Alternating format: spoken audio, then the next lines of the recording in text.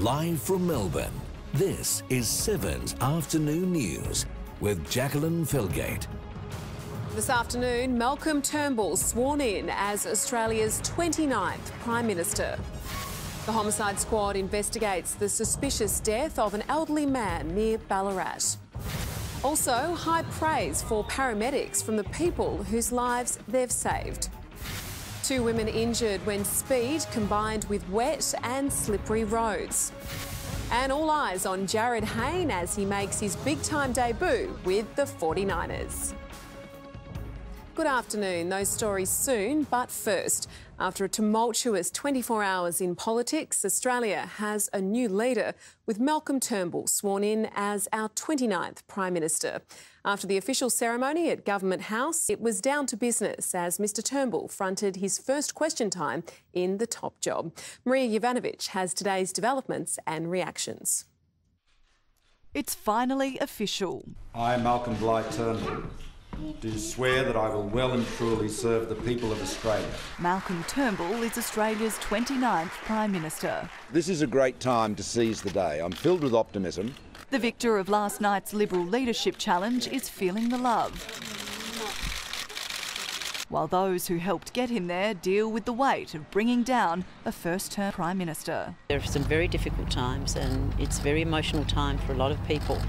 No one does this lightly. The opposition's already kicked off its attack on the new leader with a TV ad campaign. The Liberals have brought in a new leader who's just as out of touch as the last. I don't think Tony Abbott was a good Prime Minister, but I don't think Malcolm Turnbull's going to be any better. The man who's been defeated carries a heavy heart. Yes, this is a tough day, but when you join the game, you accept the rules. He says he wants to make this transition as easy as possible. There'll be no wrecking, no undermining and no sniping. I've never leaked or backgrounded against anyone, and I certainly won't start now. But he doesn't go without being remembered. Australians have put out their onions, even at Parliament House, for a former leader known for eating one raw in front of the cameras. Friend and New South Wales Premier Mike Baird has gone online to write thanks for loving your country and thanks for being a good mate. It is humbling to lose, but that does not compare to the honour of being asked to lead. I think he was gracious. I think he spoke from the heart. Very authentic and genuine individual who'd given his all for the country. Tony Abbott will be remembered as one of the worst Prime Ministers in the nation's history. A huge task lies ahead for the man who replaces him, like trying to heal the wounds and divisions that have come as a result of the leadership spill. The disloyalty of some has been outrageous. The people that have been rewarded today have been instrumental in that instability. Changing leaders does not win elections. And what Malcolm Turnbull has undertaken is to be a leader who explains and explains and explains until people get the proposition. The change comes just days out from the Canning by-election in Western Australia this weekend. A 7 News ReachTel poll suggests the Liberals would have gotten over the line with Tony Abbott as leader, but switching to Malcolm Turnbull will bring an even stronger result. Mr Turnbull's next job will be to swear in his new cabinet, which will likely be dealt with over the weekend or on Monday. It's expected more women will be elevated to the front bench and that those who voted for Mr Turnbull in last night's ballot will be rewarded. He'll also be looking at some of those who didn't vote for him to make sure that the Liberal Party remains united.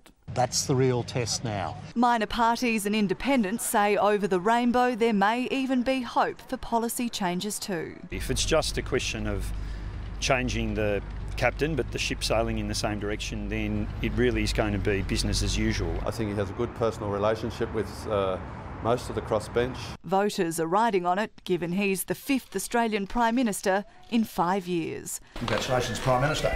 Thank you. Maria Jovanovic, 7 News. Premier Daniel Andrews has welcomed the leadership switch in Canberra, offering to work with Malcolm Turnbull on a number of major projects. State political reporter Brendan Donoghue joins us now. Afternoon, Brendan. There is a prize that comes with the olive branch from the Premier.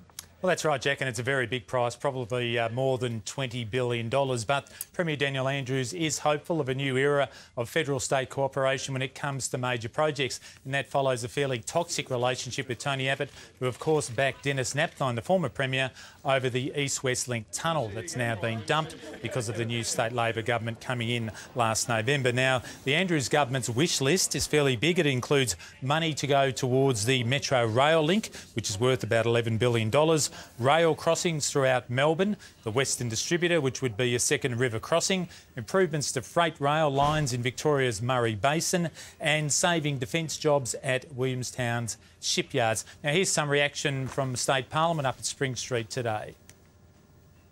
Our government stands ready to partner with the Commonwealth Government on any number of important projects the Victorian community voted for last year, and projects that our city and our state need. Order.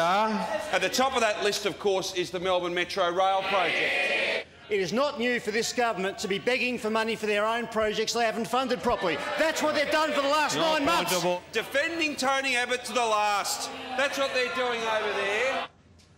And Brennan, what are the ramifications for state politics? Will Malcolm Turnbull boost the chances of the Liberal Party trying to win back government in Spring Street? Well, Jack, there's no doubt that politically, Tony Abbott was seen as a dead weight in Victoria, and that the Labor Party and the union movement constantly campaigned against Tony Abbott down here in Victoria. But now they'll have to deal with Malcolm, the moderate messiah, and the Liberal Party leader here, Matthew Guy. He arguably won't be weighed down by the low polling Tony Abbott. And of course, Premier Daniel Andrews, he won't have Tony Abbott to kick around anymore. Jack? OK, thank you very much. Brennan Donoghue reporting there. Prime Minister Malcolm Turnbull's return to the leadership of the Liberal Party writes a new chapter in what can only be described as a brilliant career. Journalist, lawyer, merchant banker and now national leader. The many phases of Malcolm Turnbull have always been underpinned by an immense self-belief. More from Chris Reason. There was never any secret about Malcolm Turnbull's ambition. By age 21, he'd told friends being Prime Minister was his destiny. As he drove into Government House to be sworn in today, it seemed the culmination of a long wait. Is this a dream come true for you?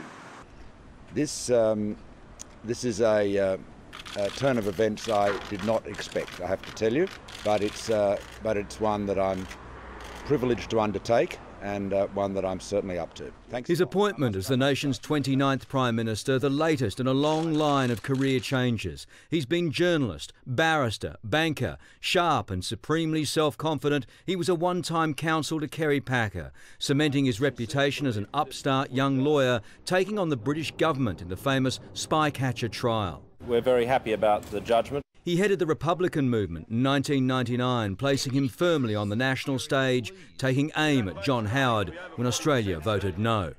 He was the Prime Minister who broke this nation's heart. He made a fortune from the internet's beginnings, is worth close to $200 million today. His move into politics came in 2004, winning the blue ribbon seat of Wentworth and then a spot on John Howard's front bench. As his party struggled after the 2007 election loss, he took charge, seizing the Liberal leadership from Brendan Nelson. Well, it's a great honour and privilege. Humbling. But within 12 months, things began to unravel. First with the Godwin-Gretsch saga, duped by a lying public servant, then with his support for the Rudd government's emissions trading scheme. He drifted from his Conservative colleagues to be rolled by one vote in a party room showdown against Tony Abbott. There are some wounds that do need to be healed. He and wife Lucy, a former Sydney Lord Mayor, are the ultimate power couple, Australia's answer to the Clintons. With the 2013 coalition win, he became Communications Minister. His power and popularity grew, and today, the man they call the Prince of Point Piper was finally crowned king. Chris Reason reporting there. Tony Abbott will be remembered over his career in Parliament as a political warrior. A successful attack man in opposition, he struggled to change his ways as Prime Minister. He was criticised by his colleagues for what became known as captain's picks. For a man said to be shattered by his defeat, Tony Abbott approached his final news conference as Prime Minister with humour. Quite a crowd today. Thank you for being here. It took him 15 hours to front the cameras after losing his job. The great privilege that I have had is to see the wonder of this country like few others.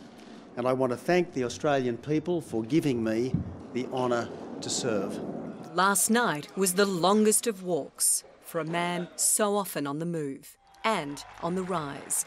A Rhodes Scholar and Oxford boxer, graduating with a double degree in law and economics. In 1994, he won the Sydney seat of Warringah. 4 years later, John Howard made him Minister for Employment Services. In 2003, he became Health Minister. After John Howard's defeat, Tony Abbott became a key Liberal. In 2009, he challenged Malcolm Turnbull for the Liberal leadership and won. As opposition leader, he was renowned for his savage attacks on Labor. In 2010, he led the coalition to the brink of victory, losing to Julia Gillard's minority government. 3 years later, he helped bring her down and swept to victory over Kevin Rudd. The government of Australia has changed. He stopped the boats, abolished the unpopular carbon and mining taxes. But just a few months into government, polls began to turn. The fallout from the 2014 budget was a string of broken election promises, including the scrapping of his paid parental leave scheme. The knighting of Prince Philip brought another of his captain's calls into question. I accept that I probably overdid it on awards. In February, he fought off leadership rumblings. I've listened, I've learned, and I've changed, and the government will change with me. He asked for 6 months, but got 7. Today, leaving 4 days short of being able to collect a Prime Minister's pension. I have rendered all, and I am proud of my service. My love for this country is as strong as ever, and may God bless this great Commonwealth. Thank you. Melissa Doyle, 7 News.